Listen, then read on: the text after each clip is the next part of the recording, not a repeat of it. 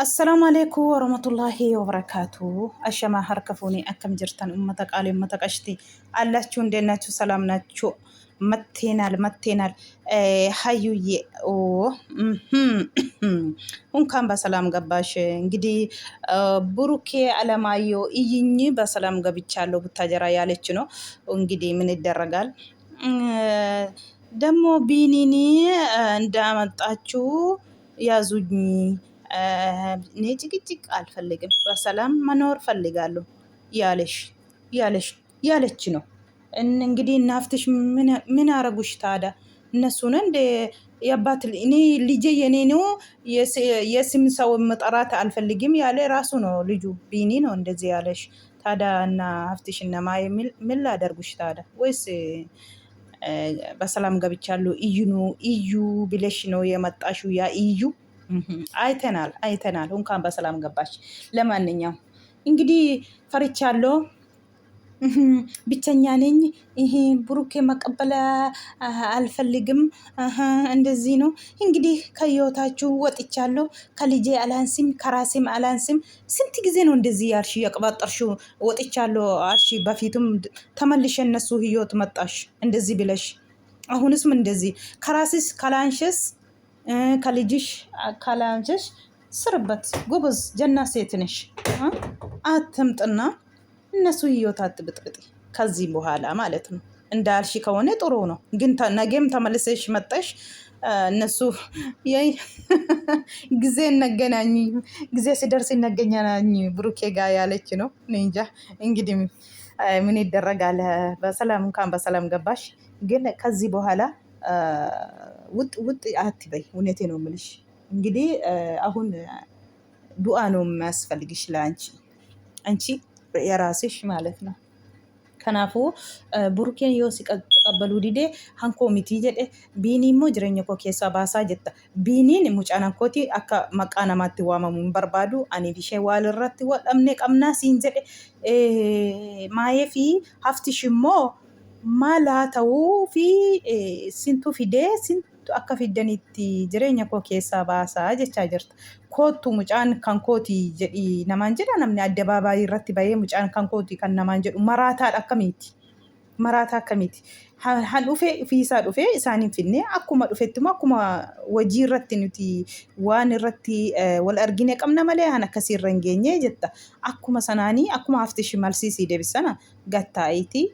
Inna jireenya koo keessaa bahii jedhiiti ittimi biiniitti malee maal siyaa godhu haftishi qabee fidemo koo namni giddiitiin mucaan kan kooti jedhi naman jedhu uleetiin nama reebin jiru. Sin wal beektoon tateef sin lamaanii agaafa sana mal haftishi sin biran jiru. Kanaafuu jireenya isaanii keessaa baheeraa jechaa jirta. Gaafa duraayyuu jireenya isaanii keessaa baheeraa ani mucaa koo finxirnaadhu ofii finxirnaa ooyette.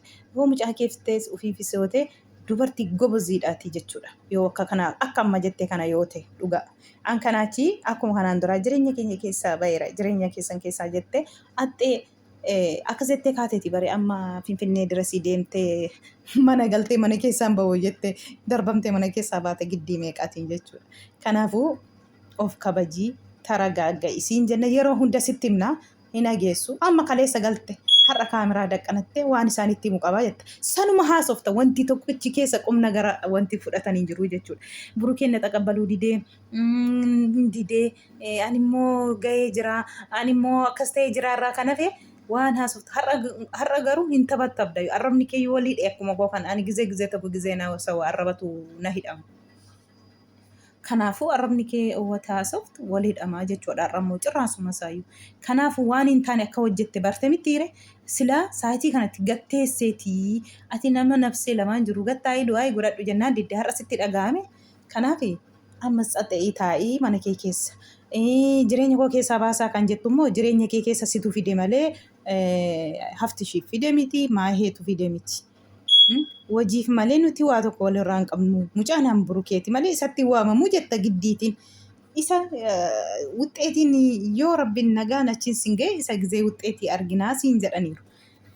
Kanaafiyyuu ciqi gara deemutti irra dhiisiiti yaa'iyyuu gattaa'i maalibboo haftishi aaree jira. Kanaan duraa waan baay'ee wajjin yoo deessine waan baay'ee waliin haasofnee jirraa jedhe haftishi jechuudha. kanarra darbitee bayra jireenya keessan keessa jettee dhuftee jaraan haasoftee kaateeti lammaffaa maaltu itti si deebisee jedhee gaafa inni gaafatu uneeta burukeetii jette jechuudha waan dubbattu abdeeyyuu jechuudha deebii melsiitti deebistuu abdee jechuudha haasa'attan haasoftuu wallaaltee jechuudha uneetaa burukeetii jettee uneetaan burukee maa inni yoo jedhee gaafatu gaaffii deebii dhabdee jechuudha kanaafi kaleessas immoo burukeen akkuma argitan giddiitiin nafaana ta'ii jechuu hin qabdu deemii narraatii ani jireenya mataa koo jiraadhaa yoom otuma hankeeti mucaan ta'e otumaan koo ta'eyyuu mucaa seeraan hanka bakka bu'uu qaba malee lagiddii si faana ta'uu hin qabu siin jedhee kaleessa malsisii laatee jechuudha otuma to'an koo ta'eyyuu jedheera kanaafuu amma immoo kanaa booda na dhiisaa ciqiciqiin barbaadu maaliin barbaadu jettee jechuudha. Kanaan duras ciqiciqiisumatu fide malee kottuun siin jedhen jiru bakka deemtutti situuyyuu humnaan barbaada waan hundayyuu jechuudha. Ani mataa koo of hin dadhabu ani mana amma 10 sii kenna amma 20 sii kenna kanaan olii sii kenna kan jedhee ittiin aadatullee sidha. Kanaaf of taragaaggessi. Xalaataafuu hin nawanii nama nafsee lamaan jirtudhaati rabbi nagaan see hiiku garuu akka kanaan nama argachuun humnaanis ta'e difiratii keeteettiin adeemtu kanaan burkee hankee godhachuu hin dandeenya amma abdii kuttee jirta dhugaa rabbii abdii kuttee sirriitti abdii kuttee jirta wallaahi akka gizee duraa daratii dhaattee ittiin doorsistee qoy bukkoo kee gadi sii baasa qoy akkasii godha akkan immoo hillikkiitiin deemuu nan godhin jettee aadattee karaa hundaa dadhabdee jechuudha. Amma aadattee dadhabdee maal goote isinitti fakkaate hangootu dhabdee akka aadatteetti isheen baasne akka jetteetti isheen baasne deebitee immoo har'a immoo jireenya isaa kee obboleessa isaa waamte mucaa hankootu jedhu sana biinii narraatii jireenya koo keessa akka bahu godha narraa orkaa. Mucaan hamburukeeti malee hansaa miti ani isheen jettu jechuudha obboleessa waamte. Isaan immoo maal nuti waameen finne akkuma waliin turtanitti taa'itii gadi ofirraa narraa deemi jedhii isaan haasa'e malee nu gashee jedhanii deebisaniifi jechuudha. Maayeenis immoo kanaan dura aniif ishee wal beennaa waan isheen keessa turtee jettee akka hiriyaa ishee ta'e mucaan sun beetti jechuudha maayeen. Mucaan sun akka hiriyaa ishee ta'e beetti jechuudha sirriitti waliin turanii wal beeku jechuudha. Kanaafuu akka waan baay'ee haasa'u miidiyaa irratti nan godhiini kan isheen jechaa jirtu maayeen jechuudha. Kanaan girriitiin addaan ba'anii hafti ishee wajjin illee walii galuu hin dandeenye. Mucaan kan isaa miti abbaan mucaa to'an kooti siin jedhu lakki aansaa miti an burukeeti jettaa jennaan siin hanka rakkartanii fi obboleessa keef rakkartaa ati ani dhugaan qabu isatu dhugaa qabaa jettii jechuudha. Kanaafiyyuu maal godhamaa miti eddee dhugaa rabbitu beekan malee dhugaa rabbi eddee dhugaan jirtu rabbiif situ beeka nuti hin beennu ta'us immoo akka kanaan deemta miti turte hillikkiin waa balleessa malee waan qayeeshuu ufuma kee karraa ofitti cuftee amma xiggii dirasiitti humnaan barbaadde amma immoo taragaagii abdii kuttee kana booda mucaasaa hankootii jedhee mucaasaa hanka bakka bu'u ani jireenya mataa kun jiraadhaa jechaa jirti jechuudha. Nama dhiba dhugaa rabbii. Silallee durmayyuu siin jedheeranni yoo mucaan dhugaatti maramee koo ta'ee mucaa yoo ta'e malee ani si wajjiniin qaxxalee jiraachuu wanti dirqabaan si wajjiniin na qaxxashiisu hin jiru siin jedhee si himee jira wanta ta'eefi. Obsi siin jennaa obsa si haa kennu maalumaafiyyuu an sodaattes na jaabayii siin jenna sodaadhee jira jetta akka kanaan miti namni illee akka ofitti gufatu namni akkasitti aaru. Akkasi arrabsu kan go'es immoo siidha gattaa'e jennaan hin taa'u jette nagaan si hiiku si jenna yaa intaloo akkasi egaa asirratti haa dhaabbatu dhumee jira baqqa jetteetti maayeenis haftish biraa deeme hamaayee hojii walitti hafanii kanaa booda gizee hunda ciqici gaa kanaa booda asumarratti haa dhaabbatu dhaabbu asumarratti jettee jirti maayeenis akkasii wal biraa deemanii gaarii afaanuma nagaatiin wal biraan deemne otuma wal caqacaqanii wal biraa deemanii jechuudha. Bakka axxeetti ragaa jettee haasa'uu dandeessu ayyuun humnumaan deemti afaanillee wadarbattu haayiliitiin deemti bakka waan baay'eetiin deemtu ta'eef walii galuu hin dandeenye jechuudha uummata wajjiniinis. Kanaan dura ani jireenya mataa kun jiraadha burukeenis amanaan jiru sitatii guyyaa tokkoof jette gaafa duraa akkasitti afaan ishee keessaa baatee jechuudha.